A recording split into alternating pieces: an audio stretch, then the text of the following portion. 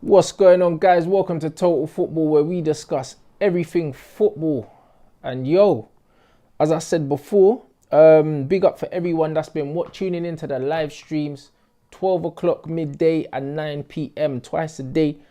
Bruv, like, we're getting each other through these peak times, and it's peak bloody times. So big up everyone that's supporting that. Also, the link for my Twitch is gonna be in the description below. Make sure you follow that, just so I can bring you the videos, the streams, but with some gaming noise, because YouTube been handing out copyright strikes left, right, and center, and I'm not trying to get my YouTube taken down. It's my only stream of income at the moment, bruv, with everything that's going on with Rona. You get me? So big up, guys, for your support, and let's get into your questions. The first one is from Brandon Halstead 98, and he says, name 4 footballers that meant a lot in your life and why. All right, first one is R9 for sure, because for me, that he was the first striker that I looked at and I wanted to be like, bruv. Like, for me, everything about him, from just the Nike Brazilian wave, do you know what I mean? Like the adverts, the football boots, the way he dribbled, the nutmegs, the step overs. Like, I played up front, and everything about R9 I just wanted to emulate. Like, everything from the dribbling, the close control, even like the little toe pump finish and stuff like that he would do. Do you know what I mean? He would always step over, go to the left, and that is something that I do in football, and I have done like mostly my whole career. That while I was playing, is that the R9 step over out into the left foot, brother, and score bare goals like that. And he scored bare goals like that. And there were just certain parts of my game that literally, him and Ronaldinho, who's my second player, I used to just sit and watch videos of them for hours. Before Scout Nation and all them things, man used to be sitting there watching videos. And I remember I had, like back in the day, like man had LimeWire and that. And I used to download videos of them, man, compilations. And I used to have it on my, what was that old Sega handheld thing? I can't remember what it's called, the black one. And on the way to my football matches, when I used to play in Sweden and that, man used to watch videos of Ronaldinho and R9 on the way to my games. That was how I prepared for my matches, was watching them, man. Do you know what I'm saying? Them, man, were a massive inspiration, bruv. The whole Brazilian wave, the whole Nike adverts. And then onto Ronaldinho, the entertainment that came in with playing football. It wasn't just about winning and playing well. It was about playing with a smile on your face and entertaining. And that's, I believe football is a game, innit? And you play games to win, but you play games for enjoyment, innit? So I believe a game of football should be played with enjoyment in mind. It should entertain the fans. That's why I hate Mourinho's brand of football. That's why I hate Ollie's brand of football, because I believe, yeah, that football is entertainment. I believe it's about playing for the love of the game, and players should look like they're enjoying themselves when they're on the pitch. Ronaldinho did that, bruv. You know what I mean? From no-look passes to elasticos to Rabonas to everything, bruv. Like, I believe that's how football is meant to be played, innit? And Ronaldinho, like, merged the street freestyle football, yeah, with big stadium football, Champions League, World Cup football, bruv. And it's never been done since, and it may never be done again. The closest thing to Ronaldinho now is Neymar, and Neymar's nowhere near him in terms of like the skill and stuff like that man has. It's a joke, fam. Like, the ball was literally an extension to his body. So them two just made me love football like another way, innit? And I'd follow the Brazilian football team. I had my Brazilian international jerseys. I had a few of them, bruv, because I needed the R9 one, I needed the Ronaldinho one. Like, the love I had for those guys in terms of how much they made me enjoy football, it's different, innit? And then Eric Cantona, number 3, Manchester United legend, my favourite Manchester United player ever. The reason why I gravitated heavily towards the club, because even though my uncle supported Manchester United and he said, yo, and he got me to watch them, if I didn't find a player that I could identify with, I wouldn't have supported them, innit? I would have ended up supporting Tottenham like my brother. So it's just one of them ones where, like, Eric, absolute maverick of a footballer. No one couldn't tell him nothing. Do you know what I mean? And I can relate to that.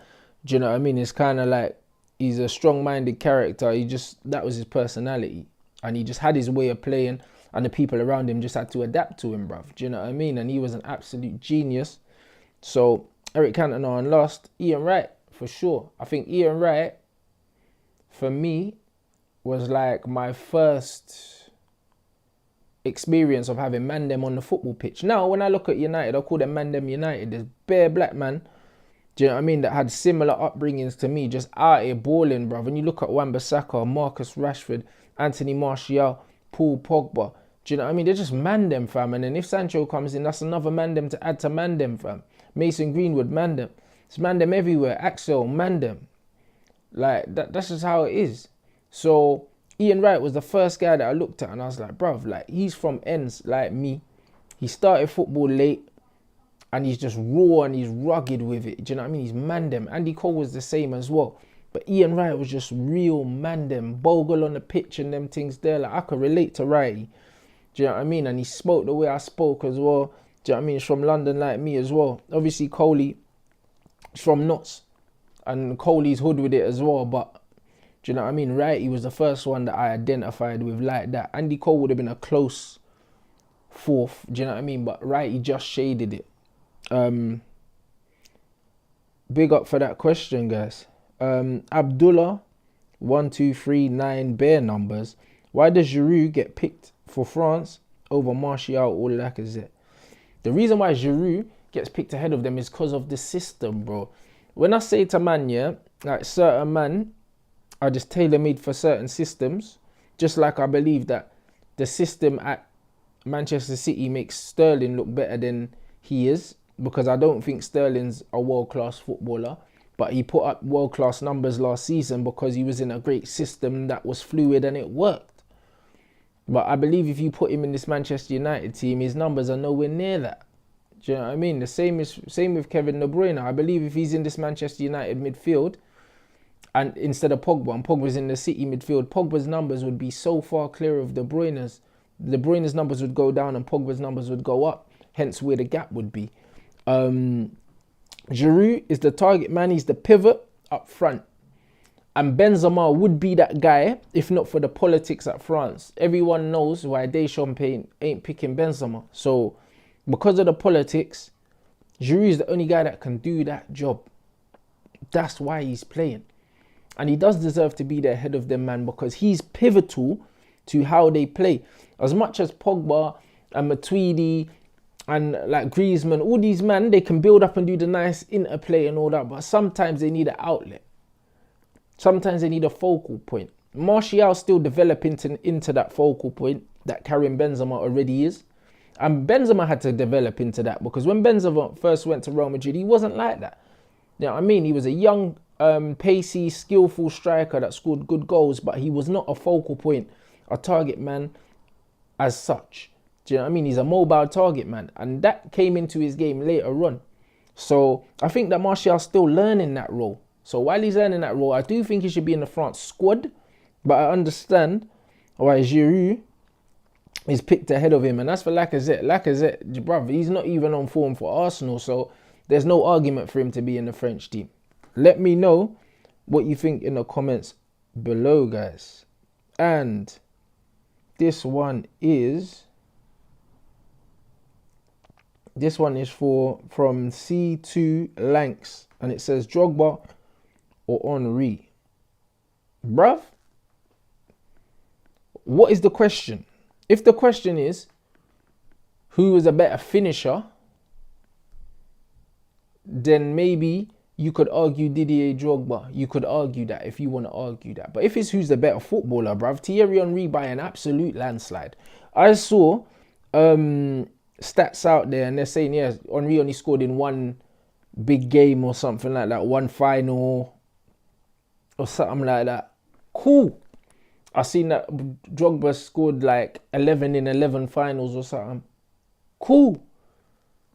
But when you look at Drogba's goal record per season, it's not good, bruv. It's not good. Like, Pogba was barely scoring. Drogba. Drogba wasn't even scoring 20 goals a season on average, bruv. as a striker, as a main striker for Chelsea. That's not great, mate. Do you know what I'm saying? He wasn't prolific, bro. He wasn't prolific. He was just a good goal scorer and he was clutch.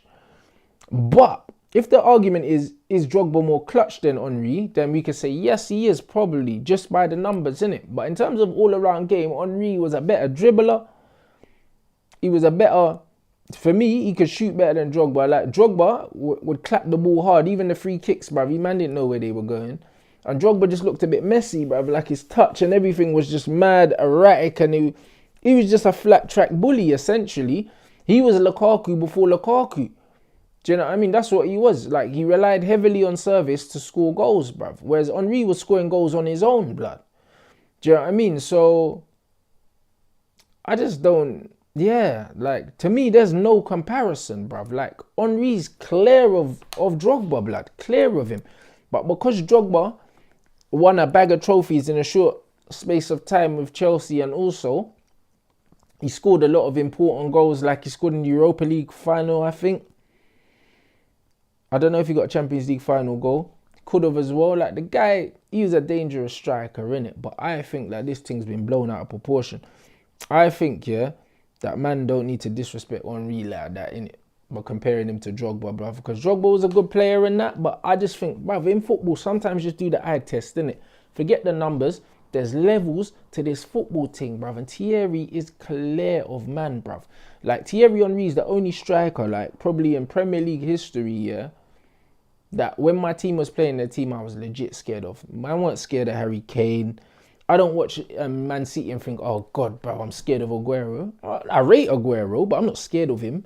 I was genuinely like, belly's hurting, Henry's playing, blood. He's got the gloves on, fam. That's what it was.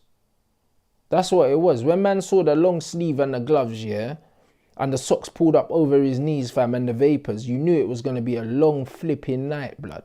That is what I'm talking about. No other strikers instilled that kind of fear into man in the history of the Premier League. For that alone, man can't even mention Drogba in the same breath as man. Henry's levels.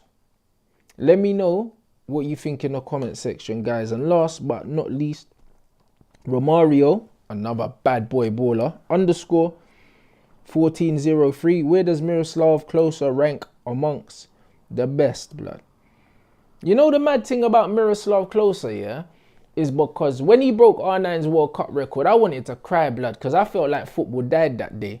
I'm not going to lie, innit? Like, when it comes to football, I just feel like Miroslav Klose's name should not be in the same conversation as R9's, bruv, because he ain't got nowhere near the ability. He was a good finisher, also was in a good team as well. That German team, he had so many good players around him that he just literally just needed to finish the moves.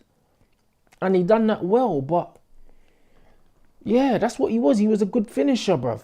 But there's loads of players in the era before him, or even in that era, that were good finishers, if not better finishers than him, and they don't have that World Cup record.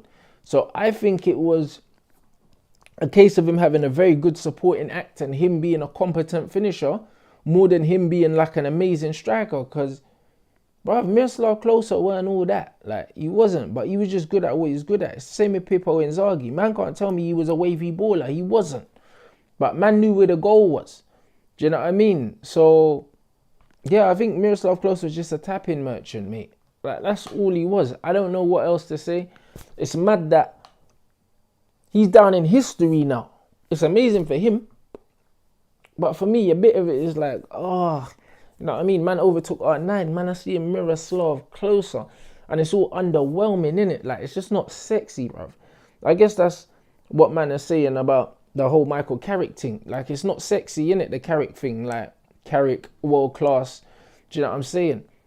Like, if he was Italian or something like that, and he had like a Colaccini name or something like that, man would be getting gassed, bruv. Saying that he's one of the best in the world. Look at Jorginho, bruv. Jorginho made a name off doing what Michael Carrick's been doing with his eyes closed for flipping over a decade, bruv. But because man's got the Brazilian name and he was playing in Italy, it was all sexy and that. Whereas Carrick is just all like Michael Carrick, bruv. His middle name is probably James or something, you know, like that. Michael James Carrick, or Michael Ian or something. You know them ones, man like Ian, fam. So that's just all it is, guys. Like Miroslav Klose, nah. Yeah, I mean, say like Mario Gomez, meh. All them kind of strikers, like, meh. Who cares, bruv? Let me know what you think in the comments, guys. And that was your total football. Make sure you smash the like. I'm gonna leave the link for my Twitch, my and all my other socials. Make sure you go down there, follow me if you haven't already, and obviously smash the like button. I'm gonna make sure I keep coming with your total football every week because you've requested it. Obviously during lockdown, man, them are looking for more material, so I'm gonna keep putting them out. And make sure you go and catch up on my previous streams as well. Peace.